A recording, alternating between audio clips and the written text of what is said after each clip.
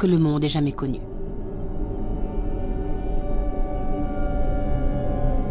Les nuages transportent du strontium, du césium et du plutonium sur des milliers de kilomètres, jusqu'en Suisse. On procède à des travaux d'extinction. Au risque de leur vie, ces hommes creusent un tunnel pour permettre la construction d'une dalle de béton qui doit empêcher l'effondrement du réacteur.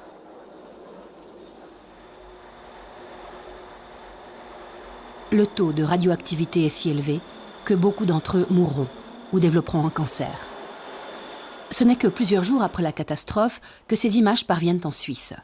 L'ancien conseiller fédéral, Léon Schlumpf, était alors ministre de l'Énergie. C'est quelques jours après la catastrophe, fin avril, début mai, qu'on a reçu les premières informations. Pas en provenance du RSS, mais par le biais de la Suède. Ils avaient apparemment constaté une augmentation de la radioactivité. Là, on a subitement appris que c'était peut-être une centrale ukrainienne qui pouvait être à l'origine de ce phénomène. On n'a pas eu d'informations plus précises, pas même de la part de l'URSS, ce qui fait que les premiers jours, on ignorait ce qui s'était passé et l'importance de la catastrophe.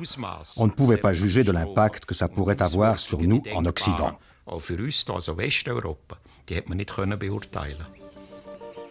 26 avril 1986, une journée de printemps ordinaire. Personne en Suisse ne se doute du danger qui menace. Otto Huber, aujourd'hui décédé, était alors professeur de physique et président de la commission de surveillance de la radioactivité. Après Tchernobyl, il deviendra conseiller du président de la Confédération, Alphonse Egli. Sa femme est médecin. Oui, je m'en souviens très bien. C'était le jour du mariage de notre fille aînée. Mais on ne savait absolument rien. On a fêté toute la nuit et le lundi, mon mari est parti à Fribourg, comme d'habitude.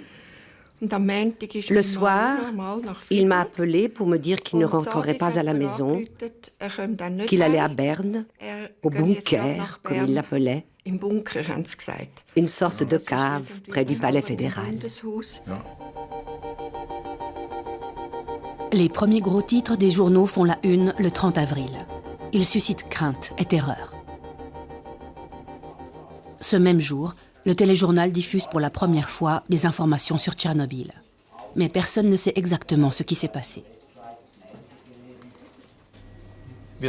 Sur cette première carte, on aperçoit distinctement les vents au-dessus de l'Europe. Il semble que hier soir, le nuage ait atteint la frontière autrichienne. Depuis, il s'est dirigé rapidement vers la Suisse.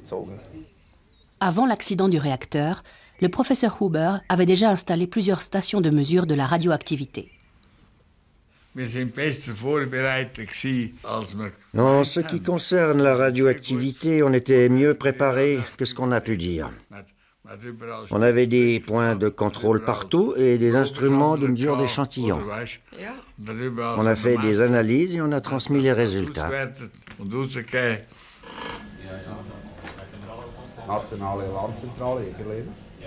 2 mai 1986 à Zurich.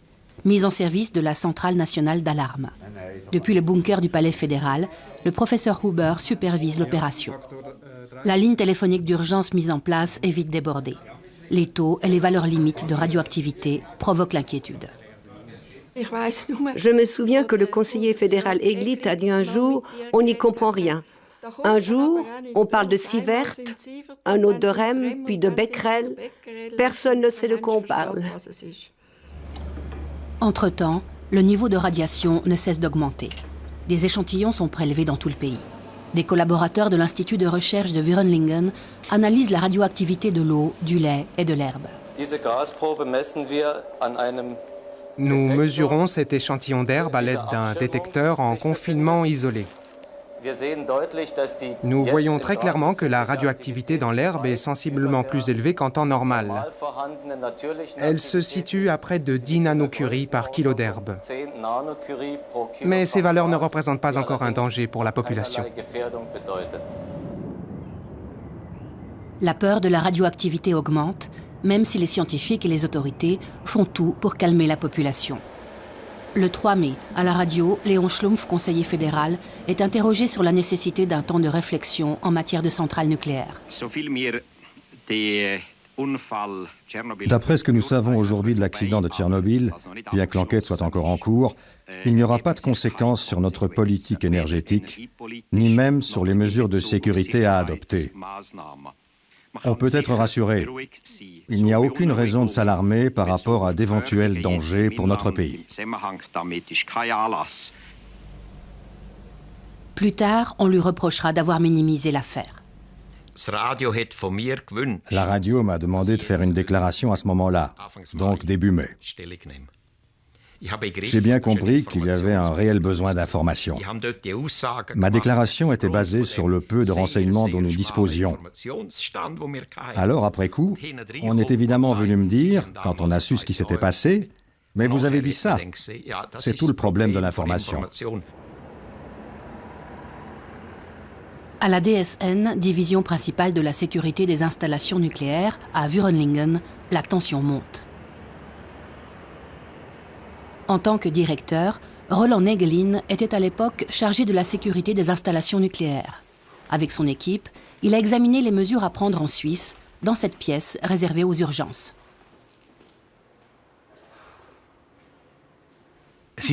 Pour nous autres spécialistes, ça a été un choc. On savait en théorie que quelque chose de semblable pouvait se produire. Mais que ça ait vraiment lieu, c'était autre chose. Cet accident se situait à la limite supérieure de ce que l'on pouvait imaginer. En Biélorussie et en Ukraine, aujourd'hui encore, des millions de personnes vivent dans des régions contaminées par la radioactivité. Pour elles, il ne fait aucun doute que Tchernobyl est la cause de leurs nombreuses maladies. Les premières victimes des radiations sont décédées peu après la catastrophe.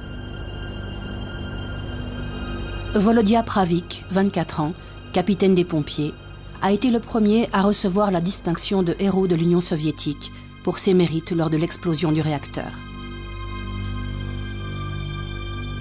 Sa mère vit dans la région de Kiev.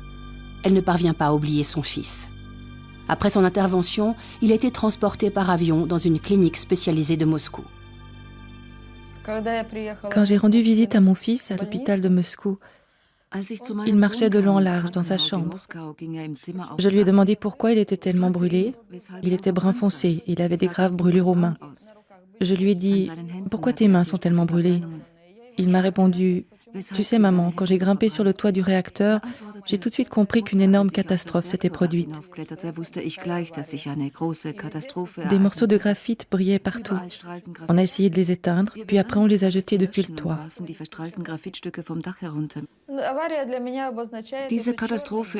Cette catastrophe, c'est le pire souvenir de ma vie. Je ne l'oublierai jamais. Et mes petits-enfants et arrière-petits-enfants non plus. 10 jours après la catastrophe, la télévision suisse alémanique consacre une émission à Tchernobyl. La Suisse également touchée par la radioactivité. Après la catastrophe nucléaire de Tchernobyl, il n'y a plus qu'un seul sujet de conversation. Combien de substances nocives sont-elles parvenues jusqu'à nous? Peut-on encore boire notre lait et manger nos légumes? Ce ne sont que deux des questions que nous nous posons tous. Voilà pourquoi la DRS a réalisé ce programme spécial. Environ 1000 appels ont pu être traités, qui parfois ont pu recevoir une réponse de la part de nos reporters. À 18 et 19 heures, nous avons accueilli des experts dans notre studio. Ils ont pu répondre à un grand nombre d'interrogations. Mais pour beaucoup de ces questions, il n'est simplement pas possible de répondre par oui ou par non. Nous sommes dans une situation que nous n'avions pas du tout envisagée.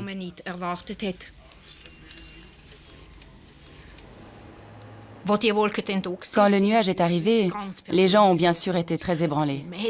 On ne voyait rien, on ne sentait rien, mais on savait que quelque chose de dangereux était là, que ça pouvait provoquer des cancers. On a reçu un nombre considérable d'appels de la part de gens qui ne savaient pas ce qui était vrai et ce qui ne l'était pas, qui voulaient des conseils pour leur vie quotidienne. Madame Lotti Marty nous demande « Les poules aiment picorer l'herbe, les œufs sont-ils radioactifs ?» Monsieur Herman. Pour l'instant, je n'aurai aucune réticence à manger des œufs. Non, vous n'avez pas besoin de jeter votre rhubarbe à la poubelle. La radioactivité se présente sous forme de poussière à la surface de la plante. En la lavant et en l'épluchant, on élimine la radioactivité. Selon toute vraisemblance, les yaourts sont déjà chargés en iode et en césium. Les mesures n'ont pas encore été effectuées. Elles le seront ce soir. Tout ce que nous savons, c'est qu'il n'y a pas de degré de radioactivité qui soit équivalent au risque zéro. Nos valeurs limites sont basées sur des éléments juridiques et politiques auxquels nous nous adaptons. Mais avec les personnes sensibles, les enfants en bas âge, les nourrissons, les femmes enceintes, celles qui allaitent, il faut être très prudent. J'avais par exemple une amie à Bâle qui était enceinte et qui trouvait effrayant de ne pas savoir ce qu'elle pouvait manger, si ça n'allait pas avoir des conséquences sur son enfant. Oui, je m'en souviens bien. Les recommandations des autorités faites aux enfants et aux femmes enceintes de ne pas boire du lait frais provoquent de l'inquiétude. L'auteur de ces recommandations, le professeur Huber, s'était lui aussi fait conseiller par son entourage.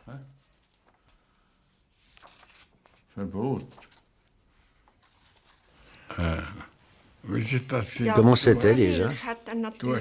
Le lait de vache contenait de l'iode. Tu m'as alors appelé pour me demander si ça représentait un danger. On s'est dit qu'un nourrisson boit environ 7 décilitres de lait par jour. Alors évidemment, ça s'additionne. Je t'ai suggéré de défendre l'idée qu'il valait mieux que les jeunes enfants jusqu'à 2 ans ne boivent pas de lait frais, puisque c'est à ce moment-là que se forme la glande thyroïde. Alors en fait, c'est vous qui lui avez donné ce conseil? Oui, on en a discuté. C'était une question médicale, alors j'en ai profité. Ma femme en savait beaucoup plus que moi sur le sujet. L'inquiétude augmente. En mai, on assiste à une ruée sur le lait en poudre.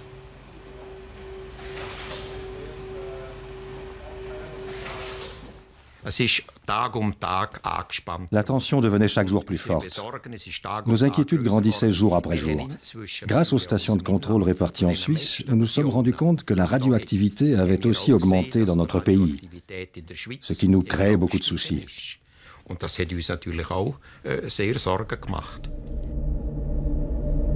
Pripyat, ville fantôme située non loin du réacteur. Les autorités soviétiques ont procédé trop tard à l'évacuation de ces 50 000 habitants. Ceux-ci n'ont pu emporter que le strict nécessaire. Ils ne pourront plus jamais retourner dans leur logement fortement irradié. Depuis 20 ans, toute vie a disparu de ces lieux.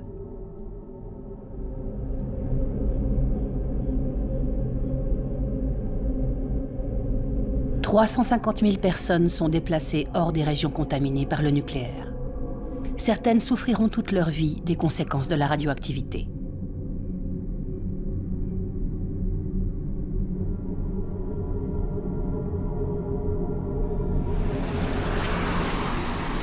Après la catastrophe, dans la zone d'exclusion autour du réacteur, les travaux de décontamination fébrile s'attaquent à l'ennemi principal, la poussière radioactive. Des camions déversent leurs déchets n'importe où à l'intérieur de cette zone. Stockage définitif. Des cités entières sont rasées. Le risque d'incendie est important et il faut à tout prix éviter une nouvelle contamination de l'air.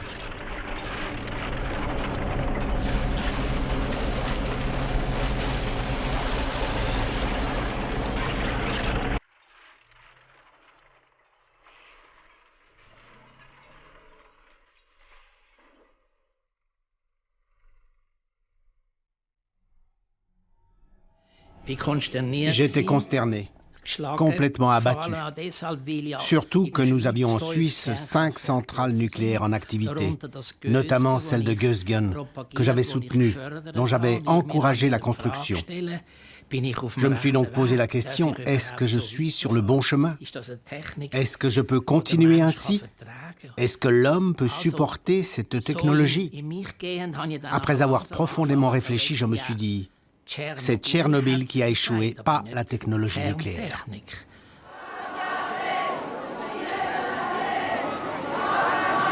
En juin 1986, le Conseil national se réunit pour une session spéciale consacrée à Tchernobyl.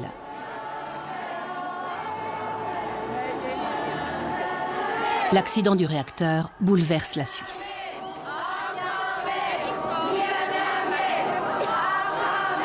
Une question essentielle se pose. La Suisse peut-elle ou doit-elle renoncer à l'énergie nucléaire? En 1983, les économies d'énergie drastiques proposées par le conseiller fédéral Léon Schlumpf avaient été rejetées. Mais le ministre doutait de toute façon de leur impact réel. La conséquence que nous devons tirer est que malgré des mesures d'économie drastiques dans le domaine de l'électricité, nous continuerons à être confrontés à une augmentation de la consommation. Nous pouvons réduire ce taux de croissance, mais pas suffisamment pour nous permettre de renoncer à l'apport énergétique de nos 5 centrales nucléaires. Au cours de cette même session, Helmut Hubarer, président du Parti socialiste, défend le point de vue des opposants. Les centrales nucléaires représentent une déclaration de guerre permanente aux générations futures. Mesdames et messieurs, il n'y a pas de centrales nucléaires communistes ou capitalistes. Il n'y a que des centrales nucléaires dangereuses. Malgré les applaudissements, aucune décision importante n'est prise. Un coup dur pour Helmut Hubarer, opposant de la première heure aux centrales nucléaires. C'est la confirmation que les choses continuent comme par le passé, que nous n'avons affaire qu'à de belles paroles. Je suis déçu par le manque de courage et d'esprit critique de notre gouvernement. En 1975, 11 ans avant Tchernobyl, Hubacher militait déjà aux côtés des premiers occupants du site de Kaiser Augst. Les travaux d'excavation de la nouvelle centrale atomique venaient de commencer.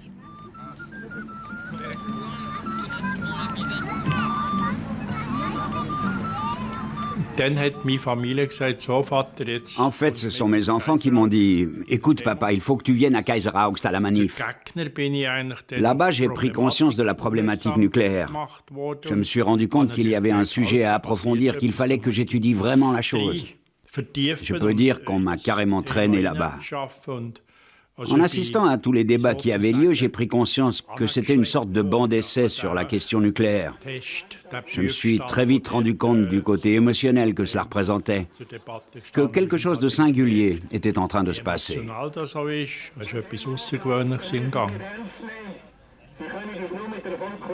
Durant les années qui suivent, les participants aux manifestations antinucléaires sont de plus en plus nombreux, à Kaiser Augst comme à Gösgen. Bien avant Tchernobyl, l'énergie atomique subit les feux de la critique, notamment à Gösgen en 1977, lors de la marche de protestation de la Pentecôte. Nous manifestons contre la politique du fait accompli.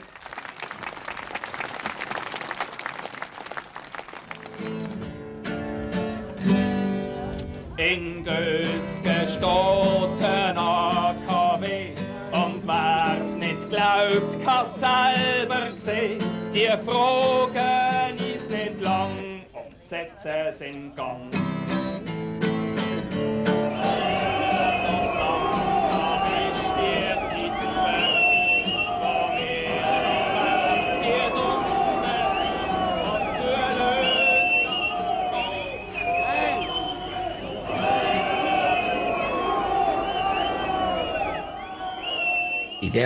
Dans cette région, je dois bien le reconnaître, on a assisté à un véritable soulèvement de la population.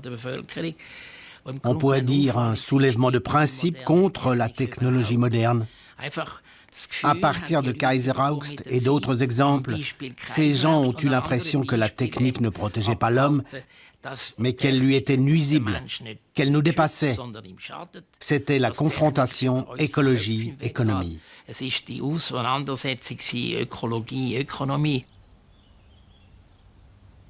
La nouvelle technologie s'impose malgré les oppositions.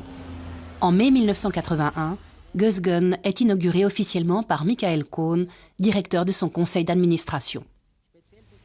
Nous ne misons pas exclusivement sur le nucléaire. Mais avec Gösgen, nous présentons une solution pratique et responsable. Il faut savoir que ces 5 centrales nucléaires représentaient environ 40% de la consommation d'électricité suisse. Abandonner cette filière, donc mettre ces centrales à l'arrêt, n'était simplement pas possible. Mais si leur exploitation avait représenté un grave danger, alors on aurait dû le faire, indépendamment des conséquences énergétiques.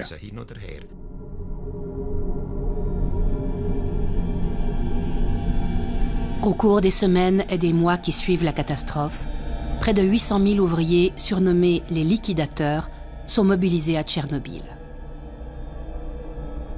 Ils éteignent l'incendie, charrient des sacs de sable, déblaient les décombres et construisent le sarcophage, une gigantesque enveloppe de béton autour de l'installation calcinée et fortement radioactive. Aujourd'hui, beaucoup d'entre eux souffrent de leucémie, de problèmes cardiaques et de troubles du sommeil. Jusqu'en 2005, 125 000 liquidateurs sont décédés, selon la plus grande étude indépendante qui collecte les données scientifiques du monde entier. Juin 1986, la plus grande manifestation antinucléaire de tous les temps se déroule à Gösgen. 30 000 personnes exigent l'arrêt de toutes les centrales nucléaires de Suisse. Les familles sont nombreuses, l'ambiance est paisible. L'acceptation du nucléaire est au plus bas.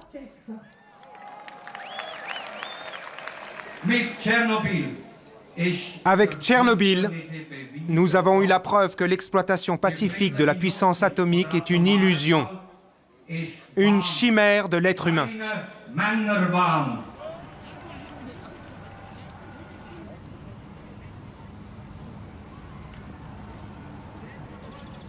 Entre les risques et les bienfaits de nos centrales, il faut peser le pour et le contre. Les autres moyens de production énergétique comportent aussi des risques. Nous disposons de moyens suffisamment bons pour contrôler la sécurité des installations suisses, et les personnes qui ont examiné la situation au sein de la DSN ont toutes été d'avis que l'on pouvait prendre la responsabilité de poursuivre l'exploitation de nos centrales.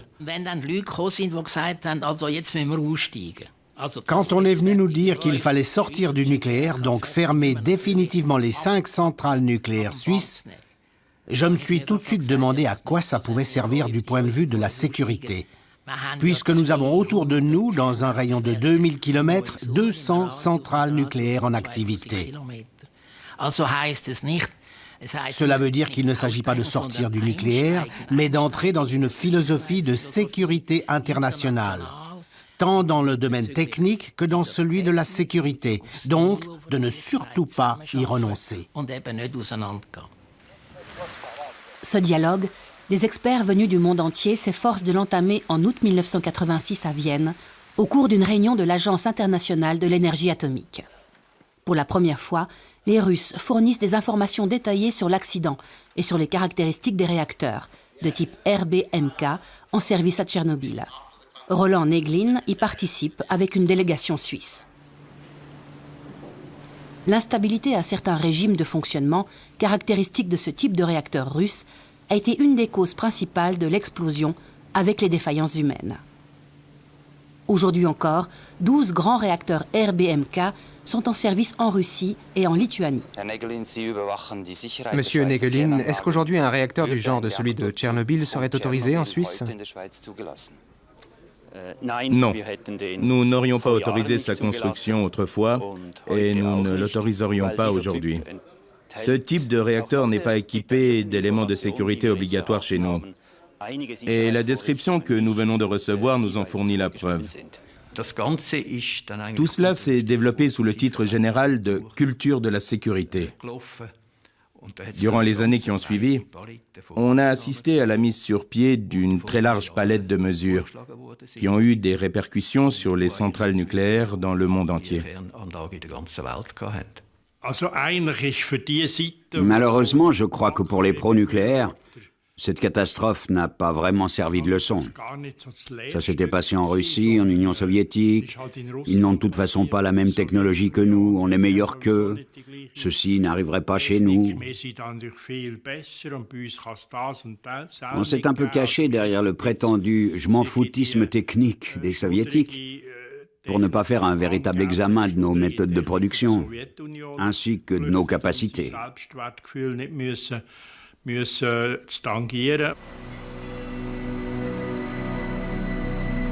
Tessin est le canton le plus touché par les retombées radioactives. C'est ici que les pluies ont été les plus abondantes. En été 86, la situation est très tendue. La radio et la télévision diffusent 2 fois par jour des informations sur les taux de radioactivité. Les femmes enceintes se sentent particulièrement concernées. Elles sont inquiètes. Les demandes d'interruption de grossesse affluent à l'Office cantonal de la santé de Bellinzone. Gianfranco Domenighetti décide de lancer une étude sur la question.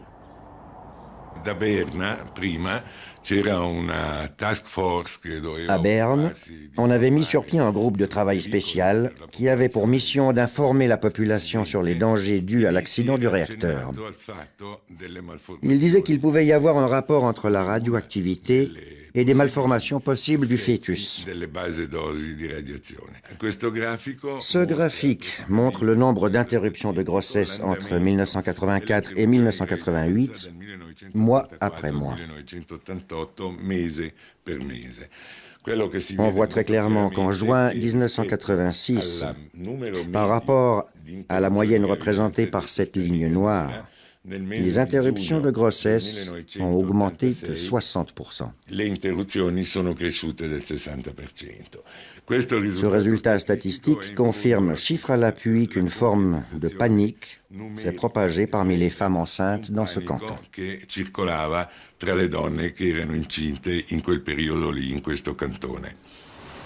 Une panique qui aurait sans doute pu être évitée. Par la suite, l'information s'est améliorée. Nous avons pris un certain nombre d'initiatives, notamment interpellé l'Agence internationale de l'énergie atomique à Vienne, où nous avons, au nom du Conseil fédéral, déposé un certain nombre de postulats. L'un de ceux-ci était l'amélioration de la communication et de l'information, mesure également applicable à l'intérieur du pays. Il faut reconnaître que dès le moment où on a disposé de renseignements, je parle bien sûr de renseignements fiables, on aurait dû informer davantage la population. La situation est nouvelle et difficile pour les autorités. Elles recommandent la prudence en ce qui concerne la consommation de viande et de lait. De fait, les doses de radiation ne sont pas alarmantes. Malgré tout, les autorités recommandent de laver soigneusement légumes et salades, avec pour conséquence une chute des prix. Les Suisses diminuent leur consommation de salade d'un quart et celle d'épinards de moitié. Les autorités sont confrontées à un nouveau problème. Des producteurs en colère exigent de la Confédération une indemnisation de l'ordre de plusieurs millions de francs. C'est uniquement dans les champignons et dans certains poissons du Tessin que le taux de radioactivité est critique. Les pêcheurs du lac de Lugano sont frappés d'une interdiction totale de la pêche. 2 ans après Tchernobyl, les valeurs de radioactivité en Suisse sont revenues à la normale. Mais l'accident n'est pas oublié. Un groupe d'experts examine la possibilité de sortir du nucléaire. Publiée en 1988, leur étude aboutit à la conclusion que l'abandon du nucléaire est réalisable, mais uniquement à condition d'appliquer une politique d'économie stricte et de promouvoir une utilisation efficace de l'énergie. Les résultats de cette étude suscitent un débat animé. Mais elle n'a que peu d'influence sur la politique énergétique. C'est alors que se produit ce que personne n'attendait. Les politiciens bourgeois entendent mettre fin au projet de centrale nucléaire de Kaiser-Augst, initié 20 ans plus tôt. Même si on est convaincu que ce projet doit être réalisé, et toutes les personnes présentes ici ne sont pas celles qui sont responsables du blocage actuel de ce chantier, au contraire, elles étaient toutes de l'avis que cette centrale devait être construite. Il faut bien convenir, si on est réaliste, que ce projet ne peut pas être concrétisé, qu'il doit donc être abandonné et enterré.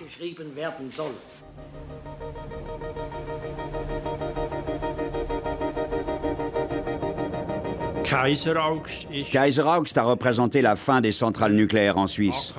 On en avait planifié 10. On en est resté à 5. Betzno 1 et 2, Mühleberg, Gösgen et Leibstadt. On devait en construire 5 autres, mais avec l'abandon de Kaiser-Augst, on a tiré un trait, on en est resté là. Ça, c'est à mettre au crédit de l'occupation du site. Toutes les personnes qui prétendent aujourd'hui que l'abandon de Kaiser-Augst a été une remarquable action d'éclat passent sous silence les conséquences de cette décision. Le fait que nous sommes allés chez nos voisins français avec notre bon argent suisse et que nous leur avons dit Allez-y, construisez une centrale pour nous, faites-nous un Kaiser-Augst français, ou alors répartissez sa puissance sur plusieurs sites et livrez-nous le courant que vous allez produire. Cette attitude est mesquine, il n'y a pas de quoi en être fier. Nous ne voulons pas d'une centrale parce que cela pose des problèmes, parce que nous avons peur, mais avec notre argent, nous encourageons les autres à faire le travail à notre place et à assumer tous les problèmes que cela pose. Nous, après, parce qu'on est des Suisses riches et qu'on leur a donné de l'argent pour ça, on profite du produit et on mène la belle vie. Ce n'est pas très élégant, tant d'un point de vue personnel que de celui de la population. Malgré l'abandon de Kaiser-Augst, rien ne change. En automne 88, la gauche et les Verts exigent une loi sur les économies d'énergie. Elle sera rejetée. C'est l'époque d'Énergie 2000. Le programme du conseiller fédéral Adolfo Guy. Il ne prévoit guère de mesures politiques pour une utilisation économe de l'énergie. En revanche, en octobre 88, le nouveau ministre de l'Énergie lance un appel au bon sens de chaque citoyenne et citoyen. Cuire son œuf en prenant conscience de l'énergie utilisée, telle est la devise d'Ogui. Sa campagne sur l'énergie récompense d'un bravo celui qui économise chez lui à la maison.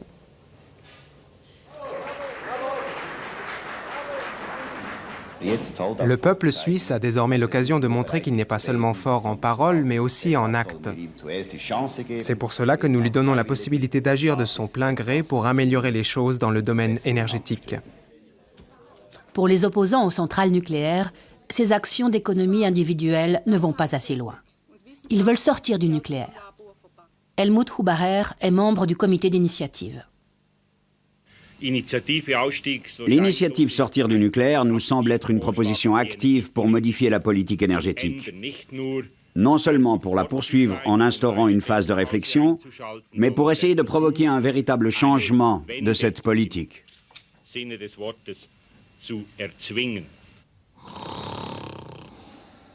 En automne 90, l'initiative pour l'abandon du nucléaire est soumise au peuple, ainsi que l'article sur l'énergie et l'initiative du moratoire. Le moratoire de 10 ans sur la construction de centrales nucléaires en Suisse est accepté, de même que l'article sur l'énergie. En revanche, l'abandon du nucléaire est rejeté. Une demi-victoire seulement pour les opposants aux centrales nucléaires.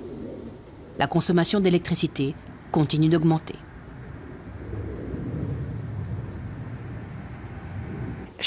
Une stratégie d'économie d'énergie a besoin d'un soutien politique. Le citoyen doit y participer. Les hommes et les femmes doivent se sentir concernés. Le jour de la votation, quand les gens doivent décider s'ils veulent ou non un nouvel impôt et que la majorité dit non, eh bien si cette majorité l'emporte, là, on est bien obligé d'accepter le verdict, d'accepter l'homme tel qu'il est.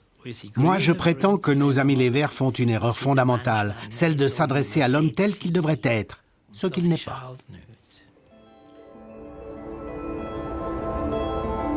Dans les années 90, nombreux sont ceux qui placent de grands espoirs dans les énergies alternatives.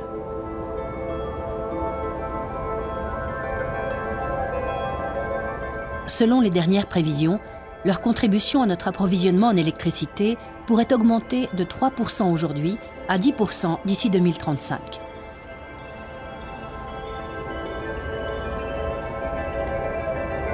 Ceci implique toutefois un encouragement massif des énergies alternatives.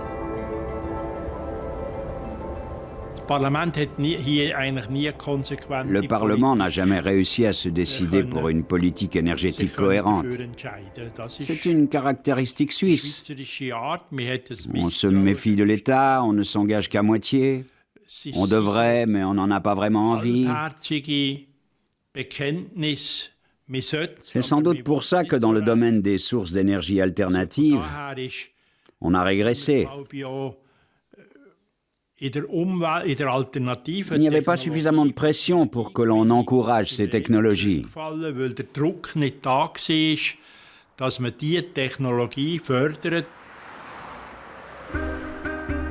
Plus de 20 ans ont passé depuis Tchernobyl. En Suisse, la consommation d'électricité et de pétrole ne cesse de croître. Les réserves en or noir diminuent et le robinet d'approvisionnement en gaz naturel pourrait être coupé. Le CO2 influence le changement climatique.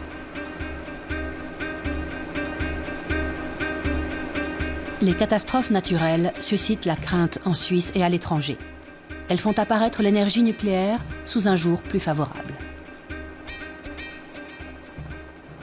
Je ne prétends pas que l'énergie nucléaire soit la meilleure, mais regardons ce qu'on nous propose. Qu'est-ce qu'on a d'autre?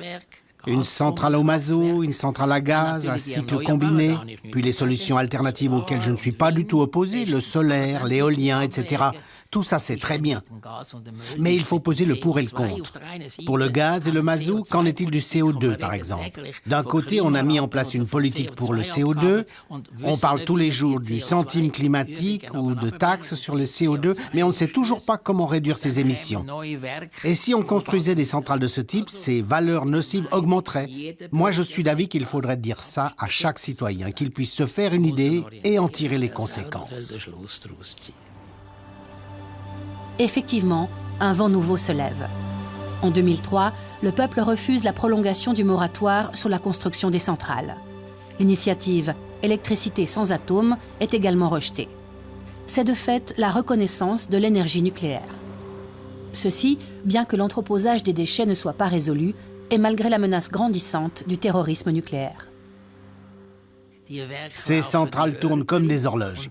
Là où il s'agit de rénover ou d'améliorer le fonctionnement, on le fait. Par conséquent, la confiance envers nos centrales s'est peu à peu renforcée. Cela dit, il y a toujours des opposants. Ceux-là, il s'agit de les convaincre. Ou alors qu'ils nous proposent de meilleures solutions. Une petite ville de Biélorussie, dans une région hautement contaminée. Plus de 20 ans après la catastrophe, les hommes et les femmes en subissent encore les conséquences économiques et sanitaires. La plus grande partie de la radioactivité est ingérée avec la nourriture. Les produits qui poussent dans les jardins, mais aussi les champignons, les baies, le gibier, le poisson et le lait. La population des campagnes est pauvre et les produits alimentaires d'importation sains coûtent très cher. Dans cette contrée perdue, non loin du réacteur, de nombreuses organisations internationales d'entraide, dont quelques Suisses, sont présentes. Dans un club réservé aux mères, les femmes apprennent à préparer fruits et légumes pour les décontaminer.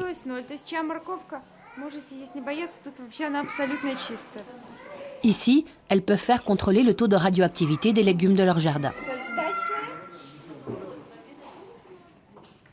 Après la catastrophe, la clinique de la ville biélorusse de Gomel a enregistré une augmentation dramatique des cancers de la thyroïde chez les enfants. Aujourd'hui encore, ils sont nettement plus vulnérables aux maladies qu'avant la catastrophe.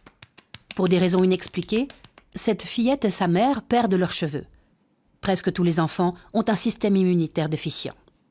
Selon le dernier rapport de l'Agence internationale de l'énergie, les conséquences sanitaires de Tchernobyl seraient nettement moins graves que ce qu'on pensait jusqu'ici. Cet avis n'est pas partagé par les mères qui fréquentent cet hôpital. Chez nous, en Biélorussie, tous les enfants sont affaiblis. Nous pensons que c'est à cause de Tchernobyl. Les enfants n'ont pratiquement pas de défense immunitaire. Ils souffrent d'immunodéficience.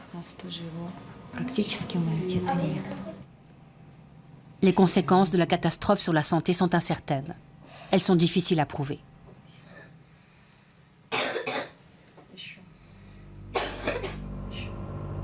Entre 1991 et décembre 2000, tous les réacteurs de Tchernobyl ont été définitivement arrêtés. Le sarcophage menace de s'effondrer. On prévoit de construire une immense enveloppe protectrice pour recouvrir cette ruine extrêmement dangereuse. Un projet de visée à plusieurs milliards de dollars, financé par la communauté internationale, dont la Suisse.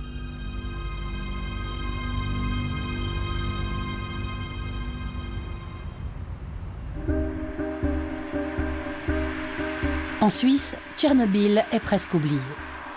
Malgré les appels aux économies d'énergie, la consommation d'électricité ne cesse de croître. Personne ne semble prêt à remettre en question son mode de vie actuel. Mais d'ici 2020 environ, Betznau 1 et 2, ainsi que Mühleberg, devront être mises hors circuit en raison de leur âge, puis plus tard, Gösgen et Leibstadt. Comment continuer? Il faut donc construire une nouvelle centrale? Si vous posez la question comme ça, tout le monde va s'affoler. Il faut construire une centrale de remplacement à la place de celle dont on arrête l'exploitation. Une centrale nucléaire moderne, construite à neuf, selon des critères acceptables. Mais une centrale nucléaire, ça oui. Je maintiens ma position. Premièrement, économiser l'énergie, ça, c'est la plus grande source d'énergie. Deuxièmement, les énergies alternatives. On les encourage beaucoup plus vivement en Allemagne et en Autriche que chez nous. Le solaire, l'éolien, la géothermie et d'autres. Le nucléaire ne représente plus une alternative envisageable. L'énergie nucléaire, tant qu'on en a besoin. Non pas parce que commercialement parlant, cette énergie pourrait être intéressante. Uniquement quand les mesures d'économie auront été appliquées et tant qu'elle est nécessaire pour couvrir les besoins légitimes des citoyens. Une classe du gymnase cantonal de Baden en excursion à la centrale nucléaire de Leibstadt.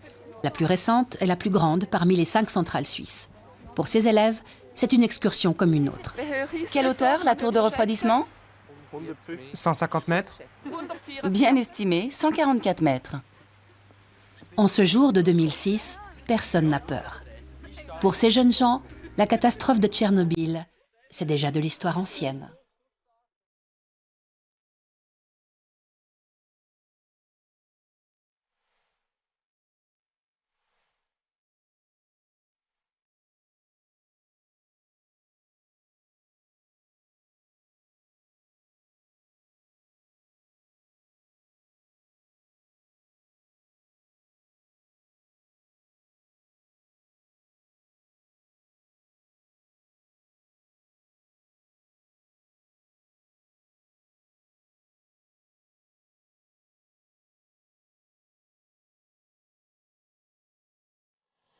Vous souhaitez revoir ce documentaire ou le faire connaître à vos proches?